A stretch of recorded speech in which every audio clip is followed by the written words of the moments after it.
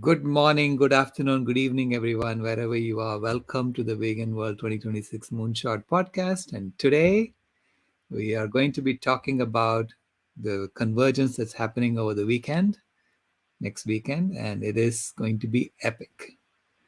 I have with me some of the organizers who have been working in the background. There's Paige and Tammy and BJ and Allison. Thank you all so much, not only for being here, but also for all the incredible work that you've been doing in the background, to make this convergence happen. I'll tell you a little story. My grandfather was an astrologer. So he used to, read the tea leaves, so to speak, and predict what's going to happen in the future. And he read my tea leaves, and he basically said, "You're going to be surrounded by women." And as I was growing up, I was thinking, what is he talking about? Because I was doing engineering and I was surrounded by men, all engineers, right? And then the other day, I was on Zoom for one of our convergence meetings, and I was in the middle of this gallery. And I look all around, I'm surrounded by women. It's like, yeah, he was right. I'm just surrounded by women right now. So thank you all. I mean, I'm so grateful to each and every one of you for, people don't understand how much work goes on in the background to put something like this together. And without you all, I'll be nothing. So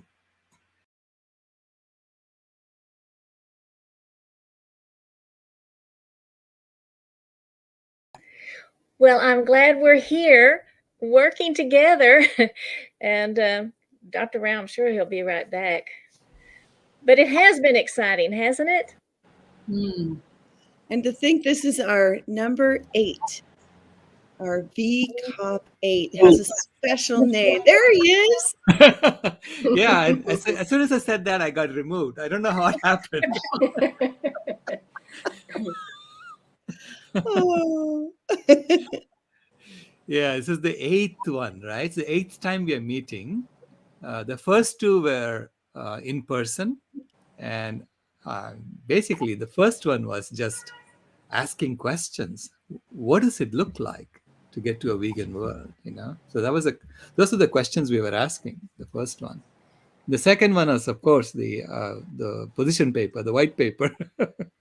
There was Jane Wells Mitchell, and the way she got addressed by Jane Fonda, and she asked that I write the paper, and so that was discussions going on in the second one. And then we went online after COVID. So we've gone through, so 5 of them we have done online starting October of 2020. And this is the 6th one that we are doing online. And I think this format, I love this format. Though I think sometimes we need to get together in person as well. So maybe once a year we should think about that. But it is, to me, it brings people from around the world without having to travel anywhere. And you can then discuss, right? So what is it about this particular one that excites you? I'm going to start with you, Paige. Well, I'm really excited to bring forward the voices of the youth. We are going to be celebrating a video that was created with Animal Hero kids, Susan Hargreaves, and Kamaya, your granddaughter, as well as your niece, and many other of the Animal Hero kids. It's to the background. It's just a lot of fun with the Happy song by Pharrell. And it's a reunion of the kids, the children, the youth that were part of that. And I think it's so important that we give them a voice at our convergences, these Vegan World 2026s, because of your pinky promise with your granddaughter. So I'm really excited to hold that space for them to be able to share what they see for the future, give them a space and a place to give their voices in some of these tougher conversations that we have among all the rest. So I'm looking forward to that. It's very exciting, as well as Melody for sure's confirmed Thomas Wade Jackson's daughter, who is the director of A Prayer for Compassion. So, and many more will be joining us too. So very excited about that. Yeah, I know. I think Tabay said he's going to come too. Oh, good. Yeah. At Tabay least Atkins. Tabay Atkins said he'll be coming too. So that'll be awesome, because he was the one who at the end told people, come join us. Right? Yes. So, and namaste vegan. Tabay is a yogi master among many. And he just got his Reiki certification too. He's one of the youngest certified yoga instructors, and he's in his teens. Yeah, he was one of our keynote speakers, in the past Convergence. He was one of the keynote speakers. Yeah. And these youth are really bringing us forward, showing us what we need to get done. Right. Yeah. Tammy, same question to you. What is it about this convergence that you're looking forward to? Oh, wow. Thanks, Silash. Well, there's so much, there's so very, very much. I love the name of it. I have to say, we've changed it to V-COP, which stands for the vegan COP, right? But we changed the name to the Convergence of the Peoples, because it's the peoples that are going to get together in community and make the difference. We are joining together. It's not going to be the parties. The parties aren't doing it. It's the peoples that are doing it. It's the peoples that are going to put the pressure on the world and say, we're voting, and it's not for you anymore. It's not for animal agriculture, and it's not for death and suffering. It's for life. And so as part of that, I'm part of the Grandmother Council, which we're playing with the name a little bit because we want to include everyone. And it's probably going to look like the Million Vegan Wise Elders. And we're doing a keynote speaking on the Sunday. And we're going to do a pledge, and we're inviting everybody to come and do the pledge to accentuate the fact that we're becoming wise again, that we're remembering who we really are, and that homecoming. And it's such an honor to be interviewing Donna, whose mother wrote a book called "If We Want to Change the World." How to think so we can change the world. And she was a multi-decade vegan advocate, psychologist or psychiatrist. And I'm going to have the pleasure of reading the book into an audio. And so Donna really wants to share this book with the world. She's giving away free copies of it. And it has the principles of non-harm and non-violence, of how we can be really effective advocates. And I think it's a book that we all need to read. And then I also have the honor of interviewing Dr. Shelley Ostroff from she just had a beautiful, her and her partner just had a beautiful 7 days of rest offering that anyone can go on and do at any point, and go back to the past years. And I did an offering on nourishment during that time, so people can go back and have a bit of an opportunity to look at maybe some ways to get really hydrated and upgrade your health. Shelley's going to be speaking on the vitality codes, and just key, the first part of the spiral of the vitality code is to give ourselves everything we need, and then be able to give others everything they need. And then the last spiral is so that we have all the energy to give all the service that we could possibly give, and to really look at it in a way of vitality. We've often heard the cup half full or half empty, but we want a full cup to work from. And so this year really, I heard my beautiful friend Paige talk about this year was a year to really do self-care, so that all of the service work we do is from a place of full richness, full richness. And we've been doing a whole supported month of Rainbow Food, Rainbow People. So if you haven't joined the Facebook group, please do, because we're going to keep it up. for a little while and allow people to watch the replays, and the convergence ends at this. So we're going to have some rainbow food and rainbow people, a variety of us on there, just talking a little bit about how we keep ourselves super nourished so that we can be of super service.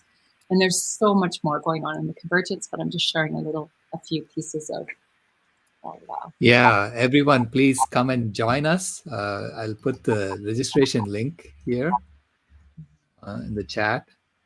So it is, I mean, I've gone through, all 7 of them so far, right? So I've gone to, I've been there throughout. And I can assure you that this is the most incredible convergence ever. I'm just looking at the lineup and I'm saying, well, how lucky are we? How amazing is this? So again, BJ, what is it about this one that excites you? Oh my goodness. Well, I was trying to figure out, because there are so many great speakers. And I think one of the things that excites me is that Vega is bringing us together. So it sort of recenters the animal aspect, as well as the climate aspect. Animals are more centered. It's the domesticated and wildlife. Individually, the speakers, oh my gosh, the list is long, but to get to be in a room with Captain Paul Watson of the Sea Shepherd, oh my gosh, to get to be in the room with the people that did, Keegan, who did They're Trying to Kill Us. Oh my gosh. And so many physicians and people experienced in other areas of living are going to be there. You're right. It's going to be amazing. I can't be in all the rooms, but I know that they'll be available. I'm very happy about it. Yeah, for me also, even the last convergence, after the convergence, I spent like 3 days going through all the videos of the rooms that I couldn't be in, because I wish I could have 3 of them going on at the same time, which I know, Alison, you do that in Wisdom House, right? One of the aspects that I'm excited about for this COP is that there are so many speakers from different countries. And being in Lima, Peru myself, it's fun for me to see speakers like, for instance, the founder of the first vegan hospital in Lebanon. We have a speaker who's doing a documentary on creating a vegan world from Australia. We have a speaker in China who's creating a vegan world in China. And then, of course, Captain Watson, who knows where he's going to be when he does his presentation. And who am I missing? It just seems like, we always have a strong presence from India, right? Right, yeah. And so we just keep spreading our wings and getting more coverage. And for me, that's one of the most exciting aspects of this particular COP coming up this weekend. And everybody, don't look up. Yes. Are we not screening that? Yes, we are screening Don't Look Up, and we are going to be commenting from Vega's perspective. So, because, to me, Vega is like the comet that's come in. And this time she's not here to destroy the planet. She is here to help us regenerate. So Now, that's the idea behind for those this. that don't know who Vega is, will you please tell everybody who Vega and her friends are, and where she came up with the idea, and then where she visited? She was with you. Right. Go ahead. In Glasgow, yes?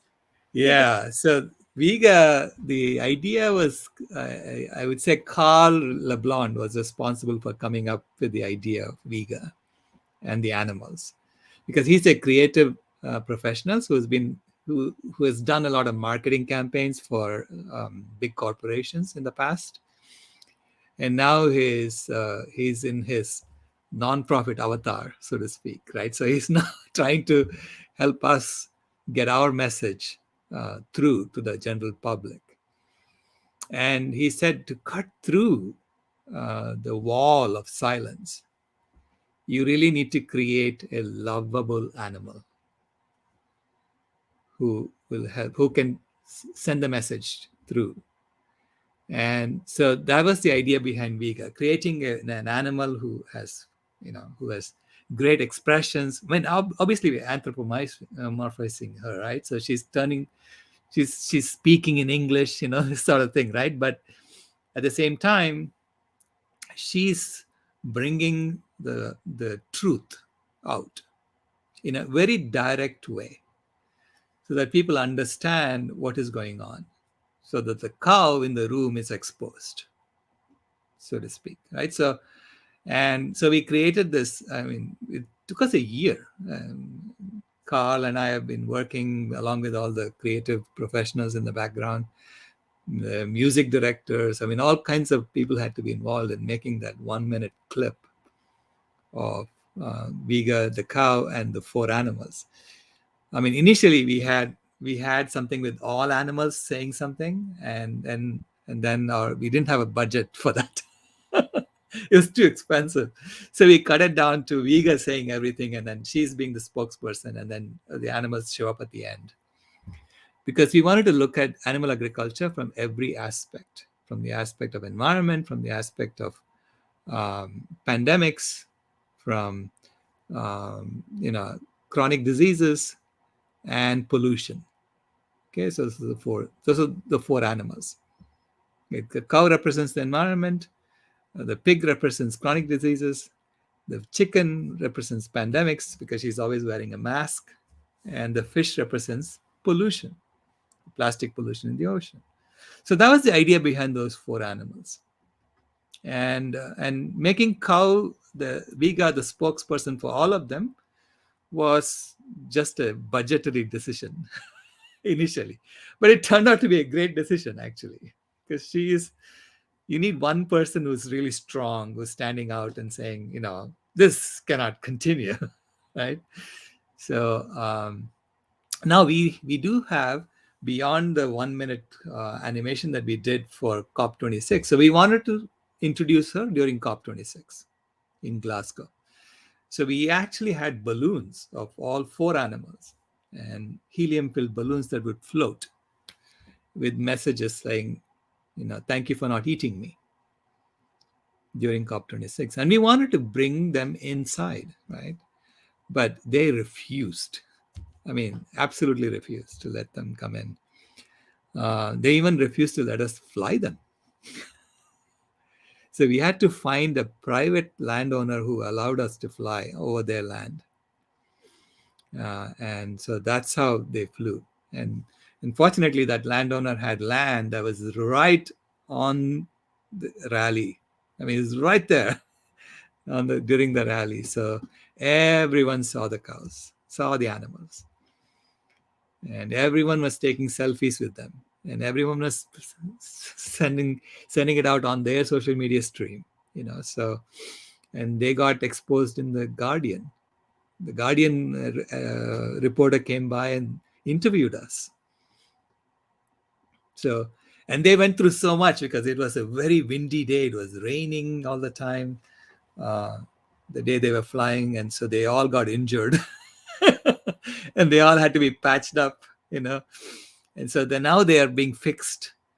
And the other thing that's happening during this convergence, during VCOP8, is that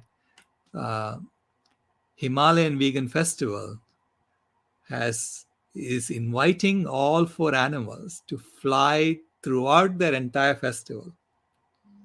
So all 6 days they'll be flying, and they'll be welcomed. And it's not like you have to go and get permission and you have to hide and somehow find some way of flying them. No, they'll be welcomed during the Himalayan Vegan Festival. So Zach Loas is going to be talking about that. And so that festival is happening in Nepal and Bhutan in September. It's scheduled for September.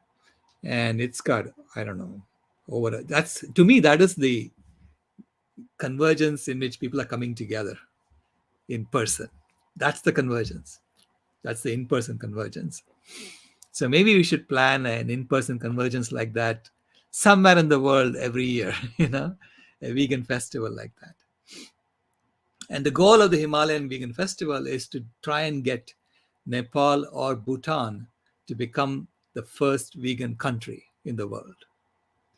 Okay, so that's the idea, is to accelerate the vegan movement in this country. I mean, which is basically, Nepal is basically a Hindu dominant country, so they already have that mindset of ahimsa built in. And the same with Bhutan. Bhutan is mostly Buddhist dominated, and they also have the same ahimsa mindset. So we'll see. I think this is exciting. To me, it's exciting. And the animals, we now are planning a much longer documentary with them, with the animals. And we got notice from one of our funders that half the money is there. So meaning if we raise the other half, he'll match it. So it's awesome, So it's about now figuring out the budget and figuring out how to raise the other half. We could probably do a crowdfunding campaign for the other half and get every one of us to become producers of their documentary. So that's called activation. That's we are planning to do. And I'll be talking a little bit about those things during my opening keynote, and talking about Vega is going to be issuing a currency too. So she's going to be issuing currency. She's going to have a bank.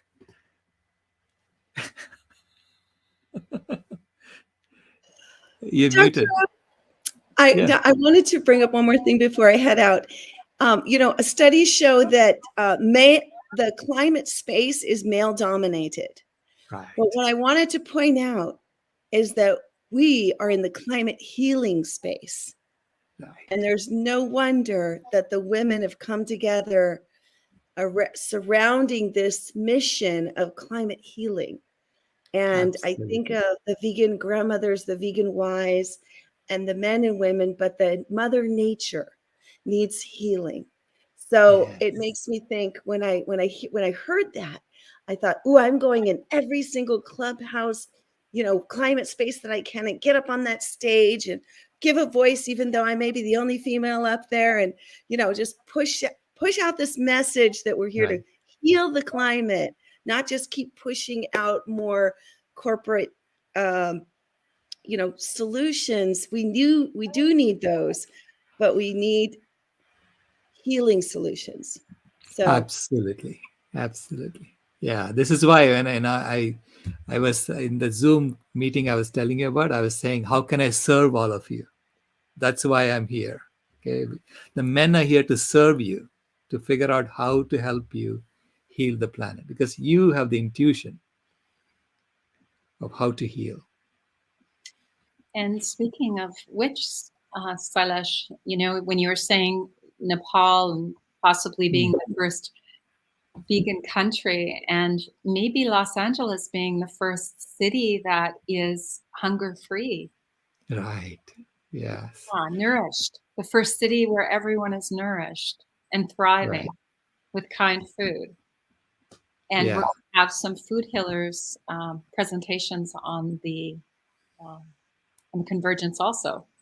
Right. Yeah. Molly Basler is going to be talking about that, and she's a candidate for the city council in Los Angeles, and her platform is about creating a Los Angeles that is hunger-free and malnutrition-free and cruelty-free. Or if put it in positive terms, it'll be what? Kind and nourishing and thriving nourishment. Is that what you came up with? Kind, thriving nourishment for life. Yeah. Yeah, kind, thriving nourishment for life. So we want Los Angeles to do that, and we need to get, so the way to do that is to basically get healthy food, rainbow food, exactly what you've been talking about, Tammy, rainbow food being easily available in every zip code of Los Angeles. So imagine that every zip code there is a grandmother with a table who's handing out, rainbow food, okay, and for free.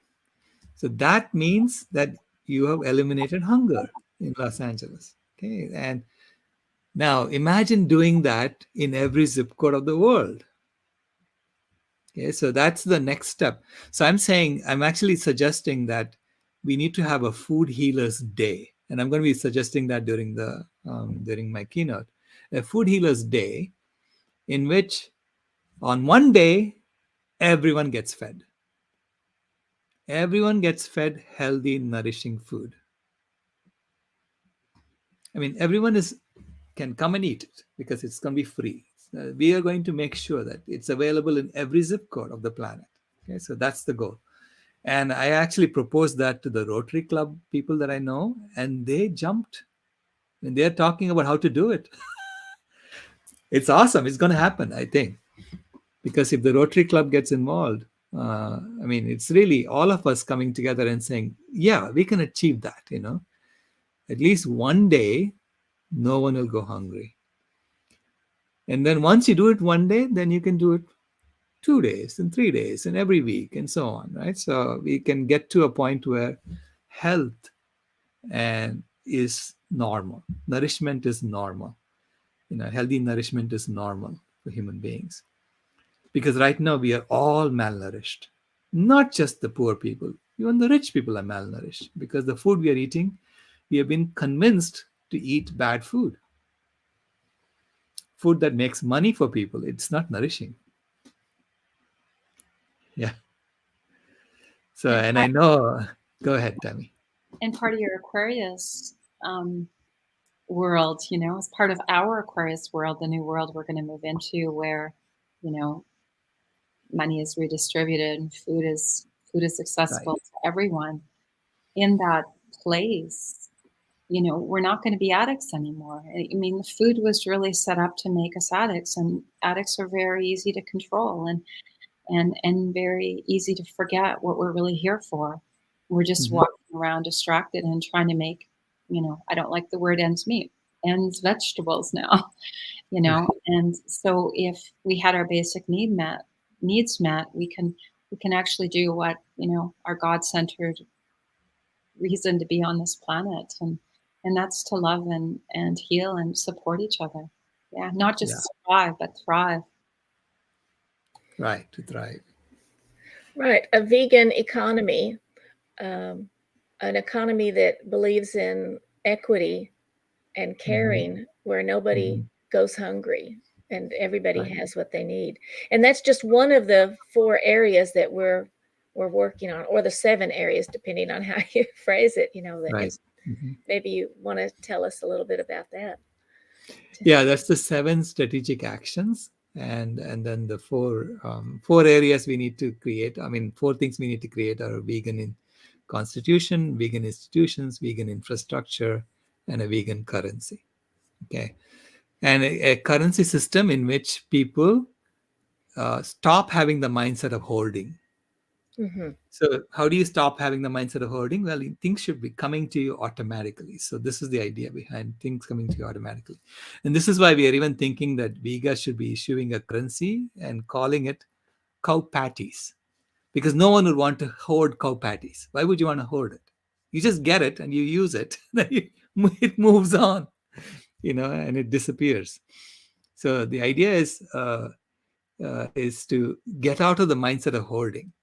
And if you think about it, the current money that we have is actually worse than cow patties, because the current money that we have came from stealing from poor people, stealing from the animals, and then we accumulated that. So why would you want to hoard something that was stolen? It's even worse than cow patties. So this is why I think calling it cow patties, I mean, my opinion, calling it cow patties will get us out of this psychology of hoarding. And that's what I'm going to propose during my talk.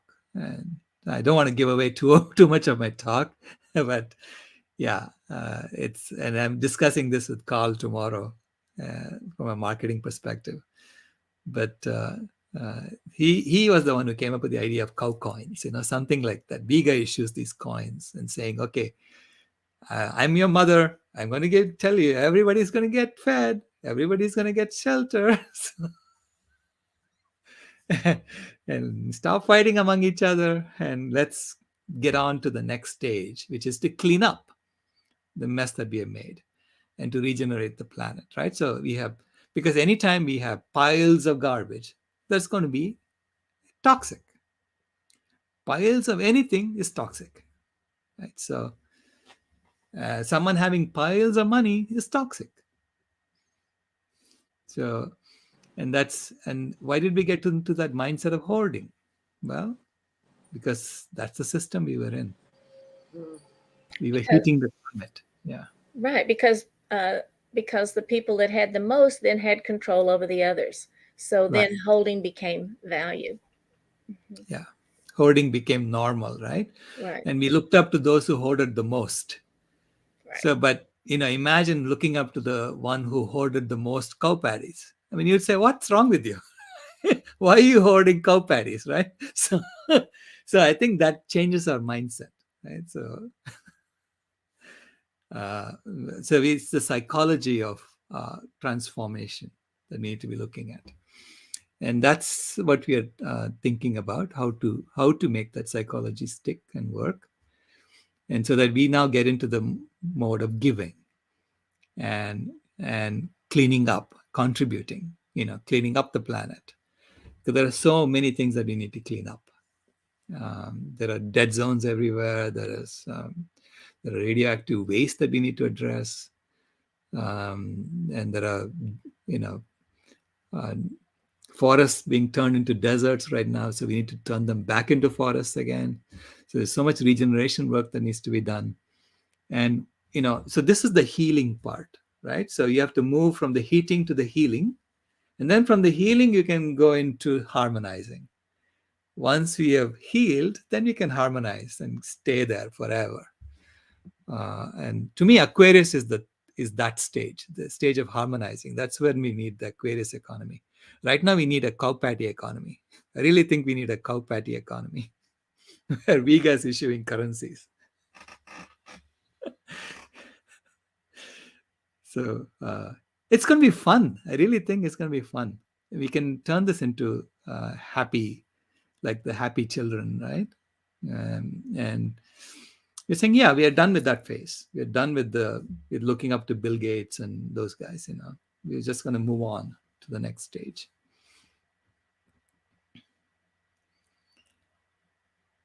You're muted, Allison. Yeah. That's one of the aspects of veganism that I think is that it holds so much hope, because there's so much to be invented. There's so much to be created.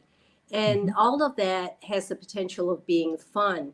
And as long as all of us are on this journey together of creating this new world together, where we all contribute and everything is there to be created.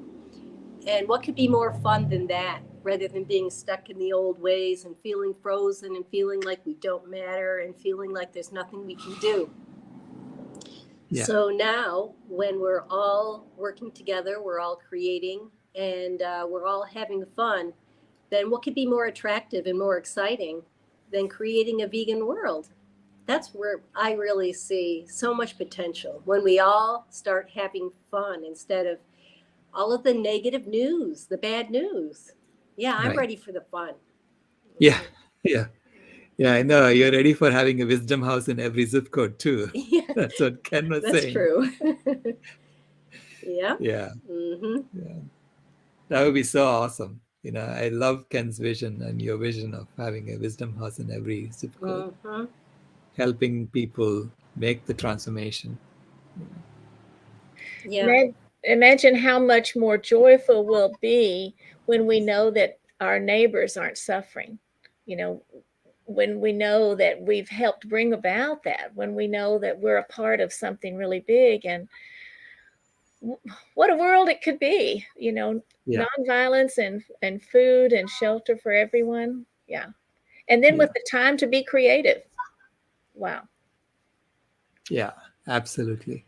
No, I mean, we know that there is plenty of food on the planet because almost half of it is being thrown away, right? Plenty of plant foods on the planet already. So, and there's plenty of shelter on this planet already. And a lot of them are empty because people are hoarding the shelters. That's their assets. They're hoarding, right? And you say, what? I mean, hoarding using currency that was stolen from the poor people. What's wrong with you? Doesn't make any sense, right? Once you think about it. Because we have a system where we are stealing from the poor to enrich the rich. It's a reverse Robin Hood system is what we have. And so, once you realize that, you realize, my God, everything I have, I owe it to the poor people. I have to give it to them. I have to figure out how to give it to them in a way that makes a better world for all of us. Yeah. So this weekend is a great example of creative people from all over, all walks of life, who are coming together to share what it is that they're doing to contribute to creating a world in which there are resources for everyone, in a world in which everyone is cared for. And so that's a good segue into talking about what we're doing this weekend with the VCOP8, Saturday and Sunday coming up. Yeah, please join us. I mean, we are saying this is climate healing 101 is what's happening there in VCOP8. And climate healing is not a spectator sport. You have to get involved. So the more people who are involved, the more effective it will be. But we are going to be talking about the directions we are going and figuring out how are we going to solve some of these things. Because it's always the only question that's left is how. We know what to do. We know why we need to do it. We know who has to do it. We know when it has to be done by. So the only question left is how, and we can figure this out. So in fact, I am giving the bathtub analogy, and I've been working on solving the bathtub problem so that you understand the solution. And the first solution was for assuming that you can make everybody go vegan today. Then you can see, obviously, you can easily solve the problem, right? The bathtub can be drained. And now the next question was, suppose it takes you 5 years to make everybody go vegan. Can you still drain the bathtub without overflowing the tank? So that's the question, and I'm just solving it right now. And it turns out we barely make it. And the bathtub is going to fill up almost to the nose of the baby. So, which means we may need a lot of solar radiation management. Okay, so again, this is informed by science. It's informed by engineering. It says, okay, you need to cool the planet somehow. You need to do some marine cloud brightening or something like that. If you think that raising the CO2 level by another 50 parts per million is unacceptable. And I think a lot of people will say that, raising it from 420 to 470, we may be dead if you do that. So you cannot do that. So if you say you cannot do that, then you have to cool the planet artificially with marine cloud brightening. So, but these are things that we need to come together as scientists and engineers, honestly, with integrity, with acknowledging the cow in the room, acknowledging everything in the room, because that's how engineering is done. I've never been in an engineering project where people said, we can't talk about that, So excuse me. Get out of this room. You're not an engineer if you say that. Yeah. This is one of the things that makes me so proud of people who are working so diligently, to solve and come to a vegan world, whether they're writing books or individually serving people good recipes, Mhm. you know, or being engineers to try to solve the problem. You know, all these people are putting so much, or the animal activists that are daily out there, I mean, daily or weekly, whenever they can, go and try to help people see that it's harmful to harm the animals. You know, it hurts and it's Mhm. unnecessary. So it makes me very happy to be at the Convergence where I'm hearing all of the work and the soul that goes into the efforts to bring about this beautiful new world. And the sooner the better, you know, if we Yes. the sooner the better. Yeah. And the beauty of it is it's not directed by anyone. You know, it's just happening organically. It's basically Mother Nature saying, putting us all out and saying, now heal me. And the wisdom for doing it is there within each one of us. Yeah. We each bring our own gifts and say, okay, this is what I can contribute. This is what you can contribute. And we put it together and it looks amazing. And in the words of my longtime meditation guru and teacher, Thich Nhat Hanh, you know, all you really need to do is be still and quiet enough to listen to Mother Earth, you know, the earth crying. And when we do that, then everything shifts. And I just want to take a moment just to honor Master Thich Nhat Hanh, who crossed over a few days ago. So thank you. Yeah. He's left so much for us already. So it'll take us a lifetime just to go through his books. Yes. Any last words? I mean, I'm going to be inviting all of you to come back again next week after the Convergence. Same. And we will talk about what did we experience. So I'm very much looking forward to this. And but any last words, Alison?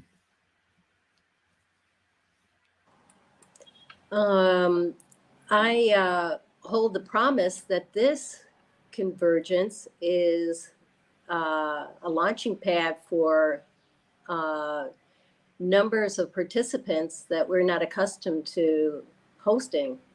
And I feel like we're really on the verge of getting our message out to a lot of people who are in positions of being able to spread the good news about what it is that we as individuals can do to turn the climate catastrophe around, not just to contain it, but to turn it around and to live better in the process.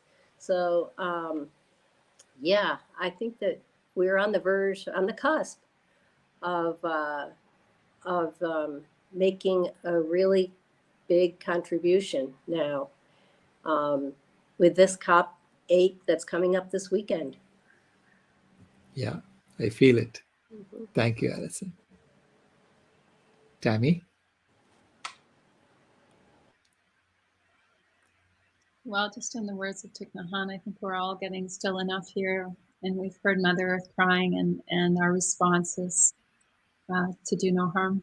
You know, I remember hearing Thich Nhat Hanh say when he was still having a tiny bit of goat milk, you know, the goat was, you know, I guess in the words of how it was treated at Plum Village was well overall, but he said, all of the milk that doesn't belong to humans, all of the animals that are milked for humans contributes to some extreme cruelty, and he wasn't going to take part in that because we're global and we're all one, and what one person does impacts the entire oneness of being. So I'm really grateful for the convergence and us coming together, because we are going to remember that we're one and what we do matters, really, really matters, our individual, collective.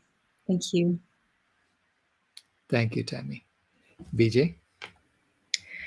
I'm just bursting with love, and I want to say join us whenever you can this weekend and come be a part of something really beautiful.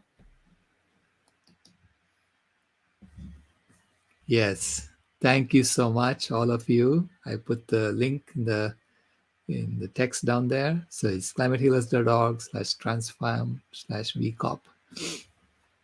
And please register so that we know how many of you are coming. As it is, I think we need to raise our Zoom licenses. So we will do that so that no one will be left behind. And this probably is the last time we are going to do it with separate rooms like this, the separate Zoom rooms like this, because I think in future we're going to be doing something more integrated. So thank you very much for bringing us to that next stage of our evolution.